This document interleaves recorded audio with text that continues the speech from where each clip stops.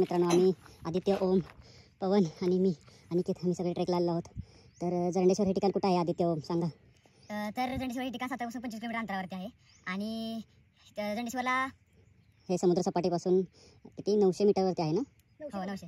हां, आणि वरती काय आहे? वरती हनुमानाचं मंदिर आहे. जरंडेश्वर मंदिर ओळखलं जातं आणि त्यासाठी लोक ट्रेकिंगसाठी इथे येतात. तर ट्रेकिंगसाठी येण्यासाठी इथं वेळ उन्हाळा आणि हिवाळ्याचा आहे. पण उन्हाळ्यात काय होतं की पालवी झाडांची गळून जाते व एवढं हे तुम्हाला सावली लागणार नाही. पण येऊ शकता तुम्ही जरंडेश्वरला विजिट करू शकता. हे खूप शांत असं ठिकाण आहे. तुम्ही बघू शकता ट्रेकिंगसाठी कोणी नाही आहे. आज शुक्रवार आहे. शनिवारची खूप गर्दी असते. तुम्ही बघू शकता सूर्योदय होत आहे तिकडून, असं ढगातून डोकावत आहे. आणि असं सुंदर असं छान असं ठिकाण आहे. पक्ष्यांचे खूप सारे आवाज येत आहेत, तुम्ही ऐकू शकता बॅकग्राऊंडमध्ये. खूप छान ठिकाण आहे. तुम्ही मस्ट विजिट करायला पाहिजे हे ठिकाण.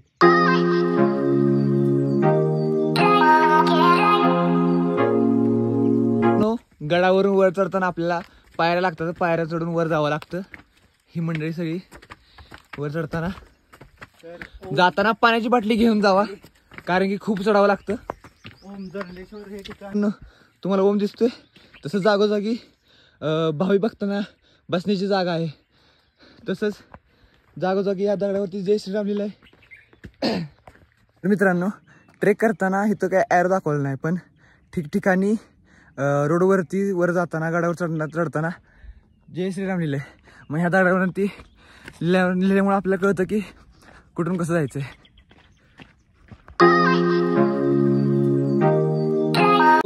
जरंडेश्वर पर्वत कसा तयार झाला सांगशील का? हो सांगतो की जेव्हा रामायणामध्ये लक्ष्मणाला बाण लागला होता तेव्हा हनुमान द्रोणागिरी पर्वत आणायला गेले. तेव्हा येताना माघारी येताना त्या पर्वतामधील एक छोटासा कण पडला, तो म्हणजे हा जरंडेश्वर.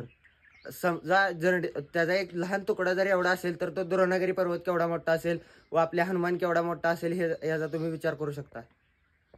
आता हा द्रोणागिरी पर्वताचा एक तुकडा आहे. तर द्रोणागिरी पर्वतावर खूप प्रकारच्या औषधी वनस्पती भेटतात. तसंच या जरंडेश्वरमध्ये पण सुद्धा औषधी वनस्पती भेटतात का? तुम्हाला काही माहिती आहे का? हां 100% भेटतात, कारण की द्रोणागिरीचा एक भागच आहे. ह्याच्यावरती भरपूर प्रकारच्या वनस्पती भेटतात. ह्या इथले लोकल लोक त्याचा वापर पण करतात. तर आपण पोहोचलेलो आहोत मंदिरामध्ये, बघू शकता तुम्ही.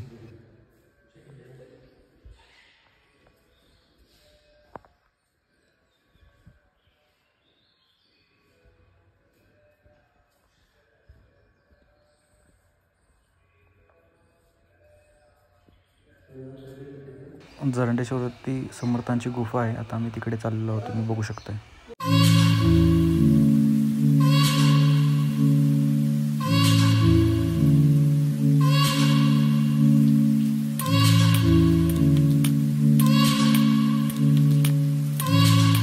तर बघू शकता हे वेगवेगळ्या प्रकारचे दगड आहे. पारंपरिक दगड आहे, त्यांना गोट्या असं म्हणतात. आणि पाठीमागे चाक आहे, ते चुना तयार करण्यासाठी वापरलं जात होतं. पूर्वी बांधकामासाठी वापरण्यात येत होतं.